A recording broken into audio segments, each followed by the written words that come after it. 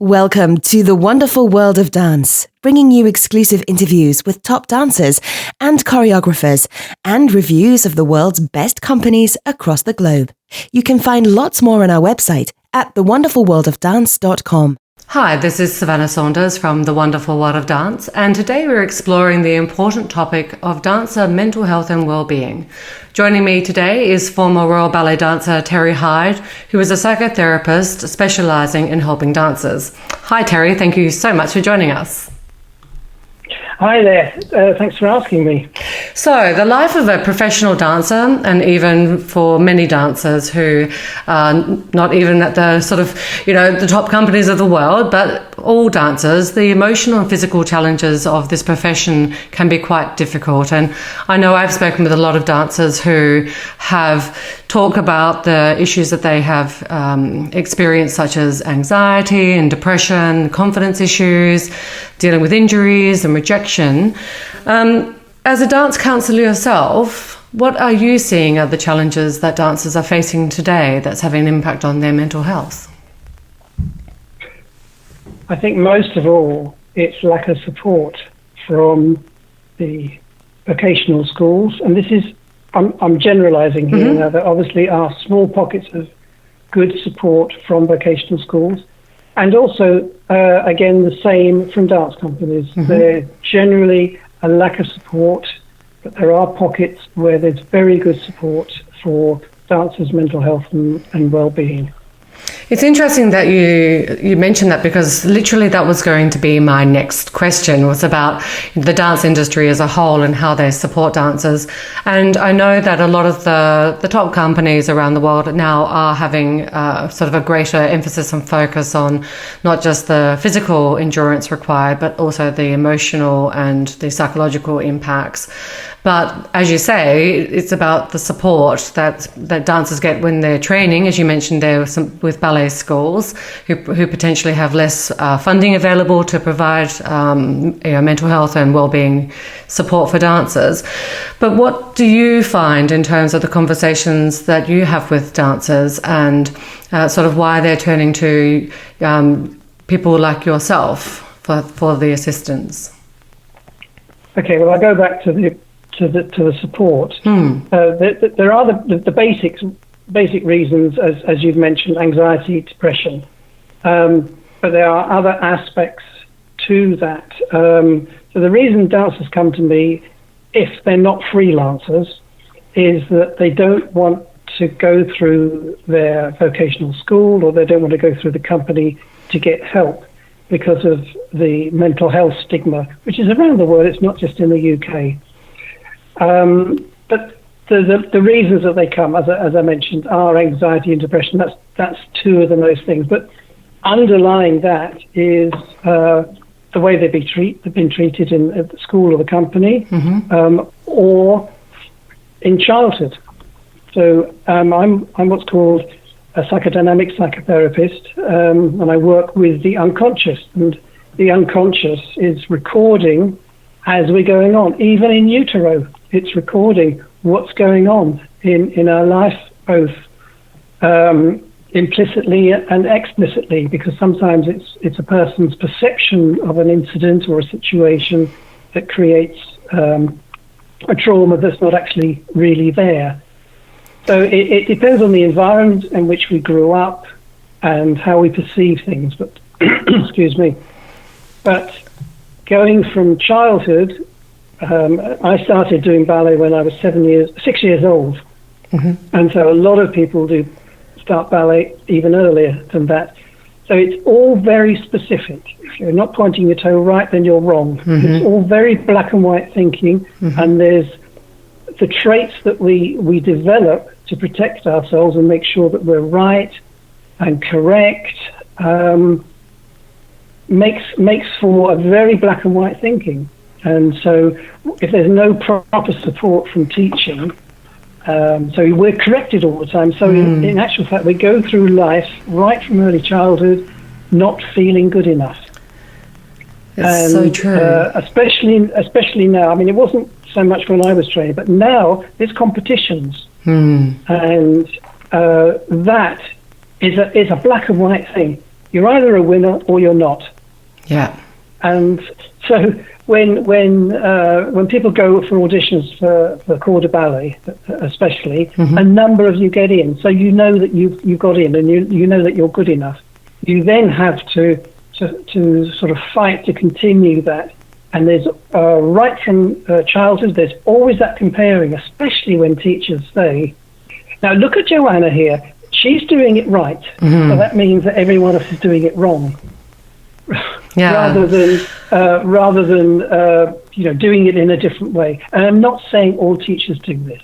Yeah. I am generalizing, but these are the aspects, and words are so powerful, especially when you're kids. They pick things up, and that's where it all starts.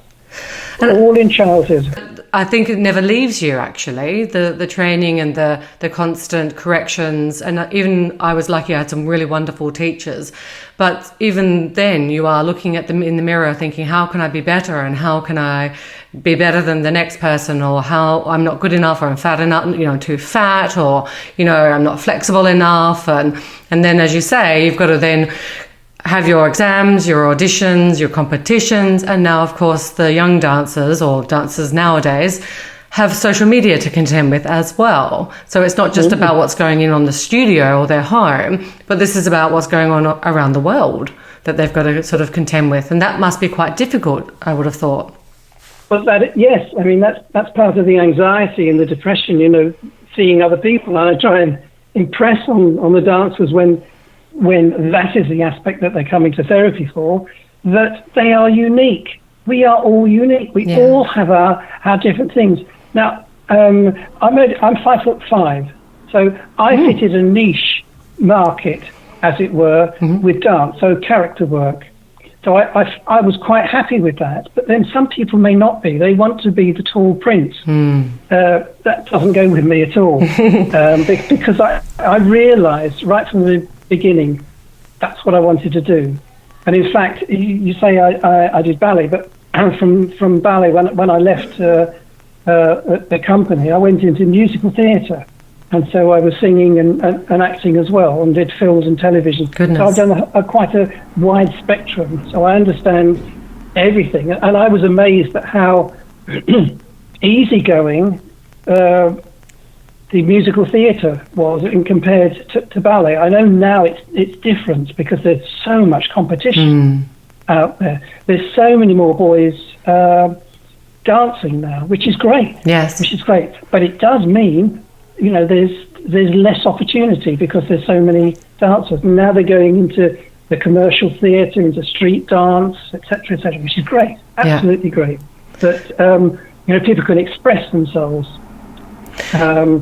I'm going off at a tangent here. It's really interesting, because there's a couple of things in there for me, but I want to pick up on what you said a little bit earlier about this stigma in terms of not wanting to talk about the sort of health and well-being and mental health specifically within the dance industry or just within general society, because we all know that, it's perhaps, the term itself is, it doesn't sound very nice, does it? Mental health, it's, I can imagine that dancers would feel, as you say, not confident to reach out to their colleagues or to their company in fear of being judged. And I think it's important That's correct, and I think it's important that we do talk about dancer mental health, because it is a very, very exacting and very challenging career that doesn't last very long. Yeah, when I do my mental health self-care workshops for colleges, vocational schools, I start off with talking about injuries. So I ask the group that's there to tell me about the injuries that they've had in the last 6 months or the last year, what they had, what they did about it, how long it lasted, what was the rehabilitation, and all of that sort of thing. And after that settles down, because that only lasts a few minutes, I say to them, okay, so how's your mental health? You've been feeling down and what? And there's silence. And you can see the tumbleweeds rolling across the room. But there are a few people within each group that have done therapy. And they are the ones that are starting the ball rolling, and they will talk about it. And then other people say, yeah, actually, you know, I was feeling quite low, such and such, or my granddad died and I'm still suffering from it. So it's not just dancers' issues where dancers come to me. It is all everyday issues, bereavement. And you know, when you go through a ballet career or a dance career, you've got the student stage, so you've got the little kiddie stage, then you've got the student stage, then you've got the dance company and the anxiety of jobs coming up and things like that. There's transitions all the way through, and each transition is a bereavement because there's a loss there. And so, you know, if you've had to give up because of injury or something happens at home that you need to give up and look after somebody, or you've come to the end of your dancing life. And regardless whether you're going on to teaching choreography or anything else, or totally something different, there is a loss there.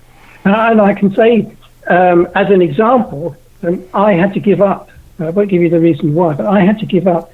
And I couldn't watch anything on television. I couldn't go to any films where there was dancing. I couldn't go to any ballets or shows for 4 years. And I didn't realize until I had therapy myself.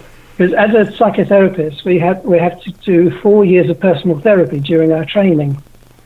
And that's, you know, to help us understand and clear everything out. I didn't understand what that 4 years of not wanting to see anything to do with dance was. And I realise now that was me grieving. And I didn't deal with it then, but I obviously dealt with it in therapy.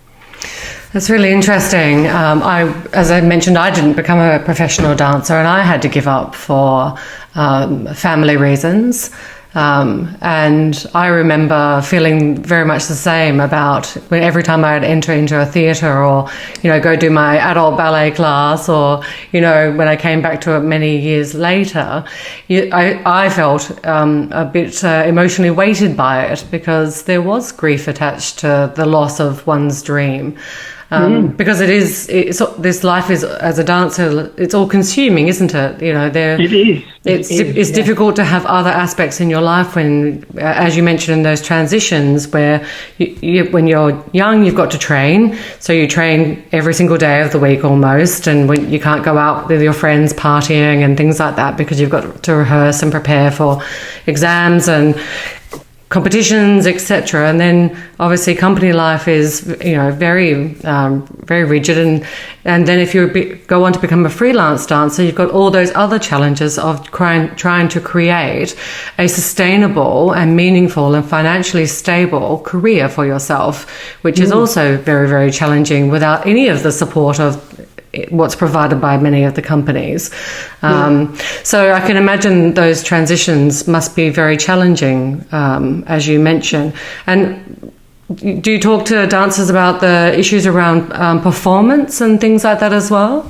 Yes, I do. Yeah, because there's also performance-linked anxiety and also injury-linked anxiety.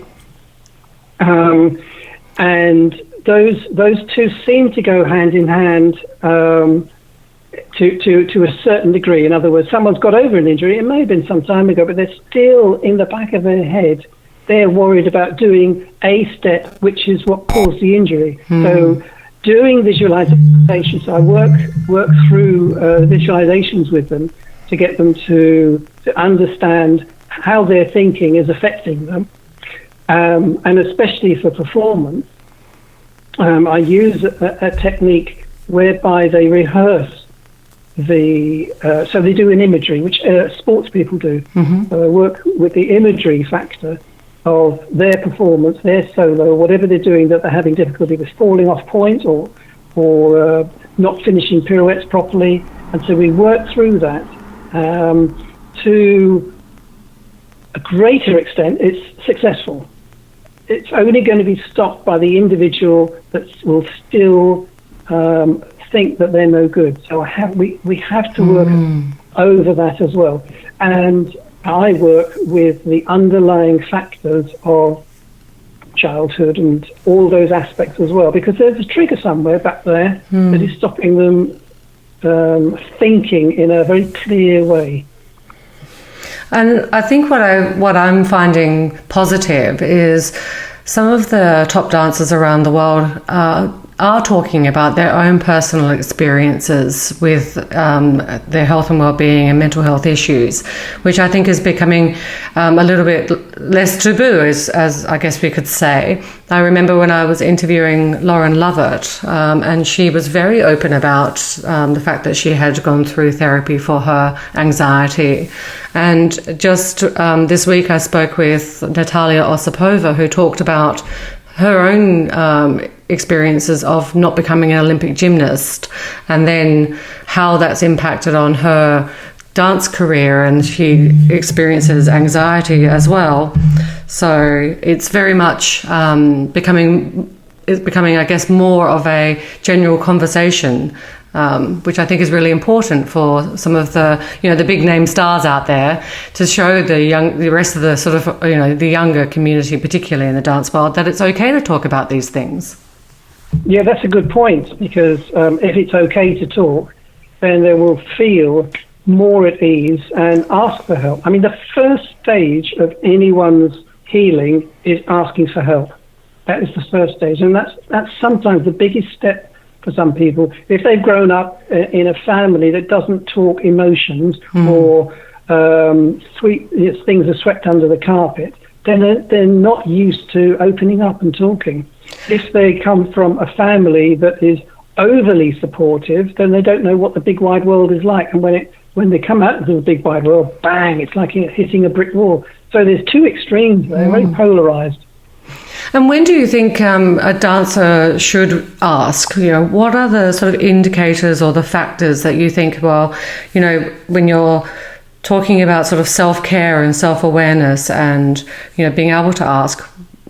It's understanding the symptoms. I think every school and every ballet company or dance company should have one person, and this is for the UK, I don't know what else happens outside the UK, but there's a mental health first aid course.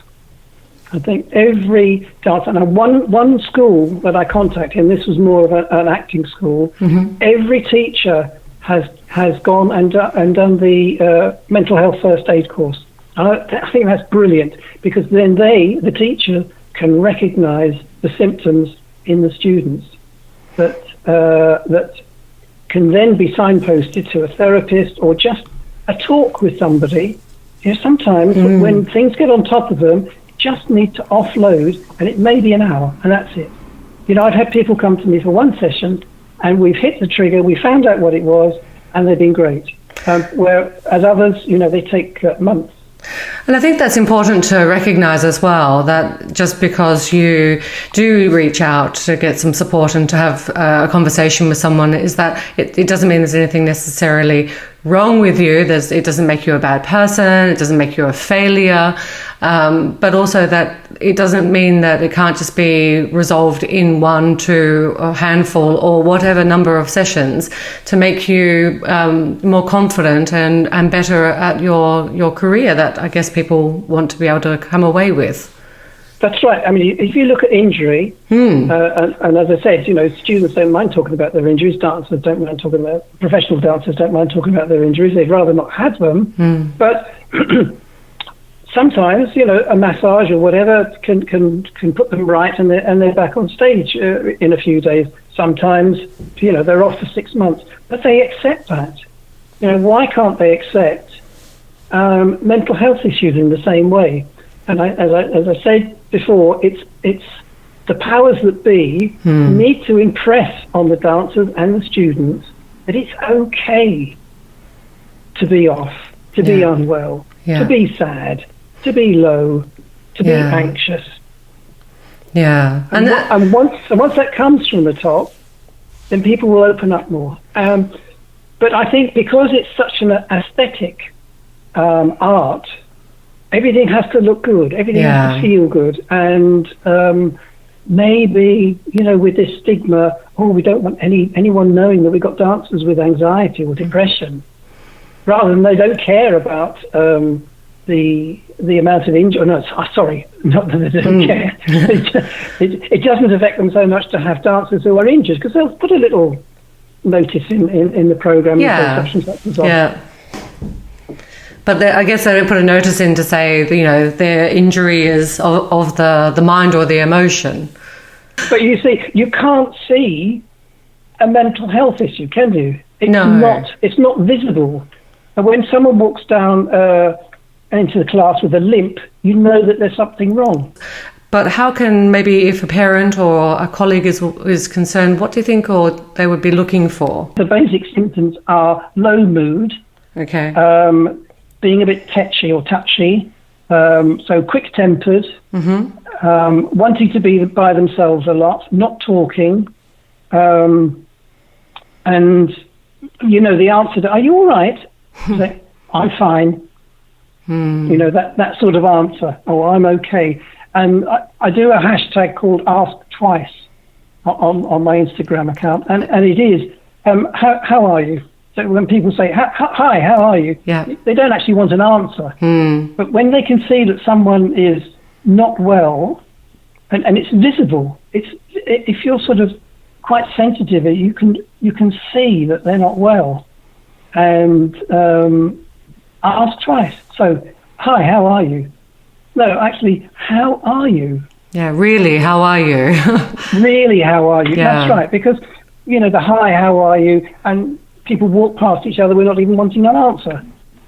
So, really ask, how are you? Or, I can see you're feeling low. It is such a challenging career, and particularly one that's so short as well. Luckily with additional physical training and physical care, dancers' careers are becoming longer, but it is a short career, and so there is this real intensity of emotions as well as the physicality in that short time. And you talked about transitions before, but it must be quite daunting to think about, how much one needs to do in this short amount of time, but then to start thinking about, well, how do I move on from this? How do I transition into the new life that I'm going to have to face? Well, that's right. You're talking about a short career, but actually, when you consider that most of the dancers start early on in their life, 3, 4, 5, it's actually a long span of time, it's true. And it's their identity. So when they finish dancing, they have lost an identity. So you take, for instance, an engineer or an architect. They start when they're perhaps 18 or 16, just depending on what exams they take. And that's when they start. And then they finish a lot later. So, at 30 or less, I think I retired at 29. You might say that's a short career, but I've been doing it since age 6, 29, 35 years. That is a really long time. Right. That's not right. No. 24 years. 24 years. Almost 2.5 decades. But as you say, the most formative period of your life when you're young and your personality is formed. And as you mentioned before, that your subconscious is recording your experiences and forming your worldview of yourself, and also of others. But it is...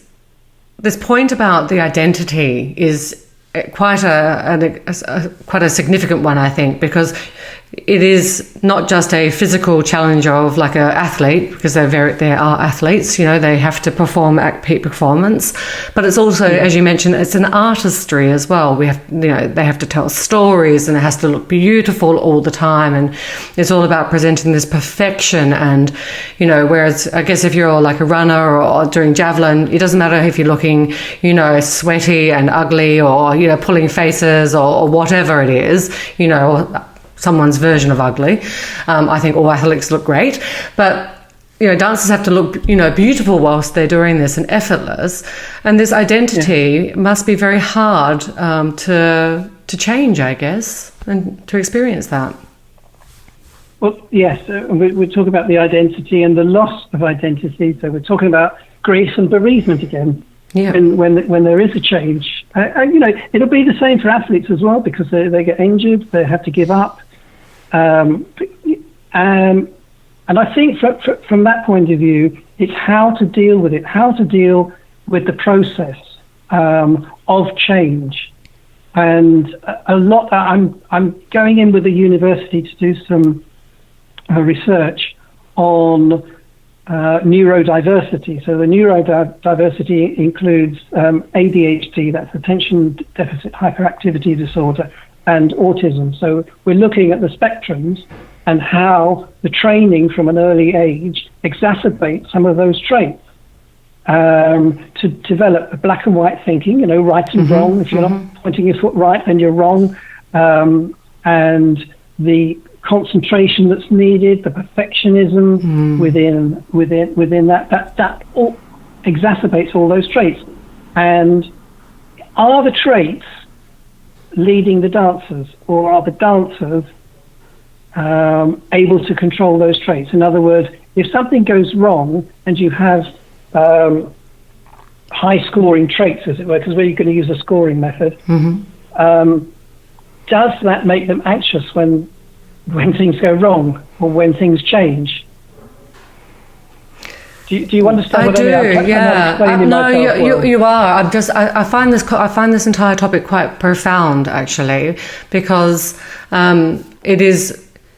I think a lot of people who will listen to this, and a lot of not just people who love to go to the theatre, but dancers and dance parents and family members and friends who see their son or daughter, who have, as you say, been training for many, many years and displaying these quite black and white perfectionist qualities, and very self-critical. Most dancers will openly describe themselves as very hypercritical on themselves. And this whole question of, are those traits leading the dancer, or is the dancer able to utilize those traits for their benefit or to be in control of those? Right. Yeah, it's quite an interesting concept, really, to sort of work out, and potentially for dancers listening, where they fit within that. You talk about a sort of a range and a score, but I think even sort of thinking about yourself, where do I fit and how do I react or respond, or do I feel like I'm in control of what's going on and how I'm to my inner dialogue to myself and the dialogue I'm getting from teachers? As you say, some teachers have different styles, and we've talked about that on our show before. So yeah, I'm just interested in what people are likely to say and to feel and to think, to themselves and to others. And I'm interested from your perspective as well, in terms of if people are listening to this thinking, well, actually, I think maybe I am too hard on myself, or maybe I am making it more difficult for myself. What do you think that they should do themselves? Well, these traits are wired into the brain, but they can also be. So the traits, the wiring in the brain can't be changed. Okay. But you can set up new neurotransmitters by changing the way you're thinking about. So when I do these tests, do these inventories for the dancers and for the general public as well, because people seem to be attracted to certain careers. People who are high on the spectrum are attracted to certain careers. Yeah. And so I do this test for them, and I get them not just to answer the questions, but when they see where they've answered and they realize what they are, I get them to do examples, so they're actually doing it for themselves. Oh yes, I do that, and I do that when such and such. So I think this way, I do that way, or I don't do this, and they get to realize what it is. And I say, okay, well, how do you think you're going to be able to change? So we work out ways that they're going to be able to change their way of thinking, so it sets up new neurotransmitters and neuro pathways. The old ones, using an analogy of railway tracks, the old ones will go rusty and have grass growing up around them, and the new tracks will be nice and shiny and being used all the time. The only thing is that the old tracks will still be there. So if that individual isn't mentally strong enough and a trauma happens, they may just revert to the old tracks and the old ways. So it's a constant thing to try and develop the new ways of thinking. And in that way, there's expressions I use. It doesn't matter. In other words, do you really need to do that every time? It doesn't matter. Does the dishwasher need to be to be done exactly the way that you want it, because I do couples counselling as well. that comes into it. And so I use the dishwasher as an example. Who does the dishwasher? So there's, it's being pedantic about certain things that, no one's going to die. Yeah. Is another expression. Yeah. So you can change. So you're not necessarily stuck like that. And I think, although the autism, Asperger's and ADHD are disorders in the extreme, it's wonderful to have the diversity there. In any aspect. We're all on the spectrum, all of us, regardless of whether we're dancers or not. We are all on the spectrum. And like the hyperactivity gives us the go, gives us the punch to drive ahead. The focusing on certain autistic traits, the focusing there is great. And that's what we need to drive ourselves and control our life. But it can get to a detrimental stage. And at that point, that's when any changes, anxiety comes in, because they can't control it anymore. And it's the industry is very much often can feel like you don't have control, like you mentioned before, when you go in for auditions. And a lot of dancers, when I ask them what advice that they would give to other aspiring dancers or choreographers or artistic directors, anyone within the profession, there's a couple of themes that come out, and those are, always be true to who you are, because we're all individuals and individuality is so important, and not trying to be someone else. And also as part of that, it's when you aren't selected, for the audition or for a part, to not take it personally, because it is very picky. People are selected, you mentioned before, 5'5". People are selected for all random, reasons in terms of their height and their flexibility, their skin color, their physical aesthetic. It's, who they are now. It's how many social media followers, can have an impact on dancers' career. It's getting insane. But it's being able to, that's the advice that they often say, but it does come with those challenges of being able to, respond positively to those types of rejections. And that must be very, very hard when it's something that can happen over and over and over and over again in a career.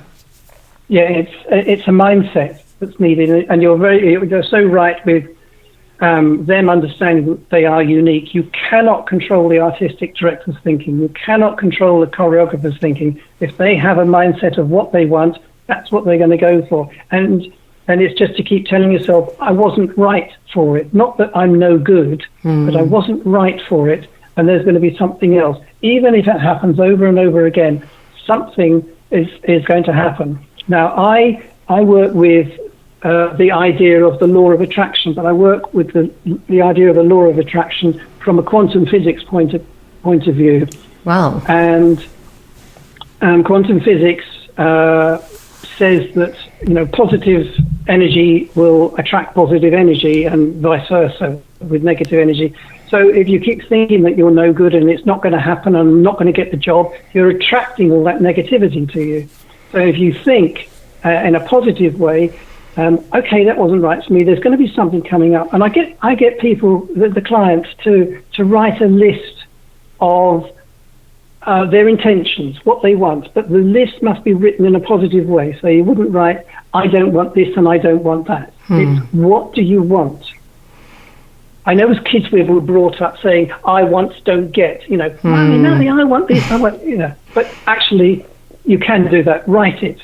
I want to do this, I want to do that, and I want this in my life, and I want to, etc., etc. So I think what I'd like to ask as the last question is, given that your experiences being a former dancer and also being in the dance musical world and the theatre world, and your many years as a counsellor, and your specialisation in helping dancers, what do you have sort of, I guess, an overriding piece of advice that you would give to the aspiring dancers today who are entering into this professional world or aspiring to enter into this professional world at this time?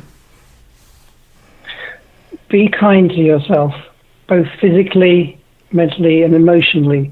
Give yourself time off. When you do have a day off, have a day off. That's what it's for resting, both body and mind. It's no good going off cross-training, Pilates, or anything like that. Have a day off. Really, that's the basis of it. That will allow your mind and body to rest. That is such good advice, and I don't think that we value rest enough in today's busy society. And as you say, dancers, when they're not in the studio or rehearsing or performing, they're doing, specialist Pilates and gyrotonics and in the gym. And yes, when do they rest? That's right. Absolutely. Well, thank you so much, Terry, for joining us today and discussing this topic. I know how busy you are, so I'm really grateful for your time.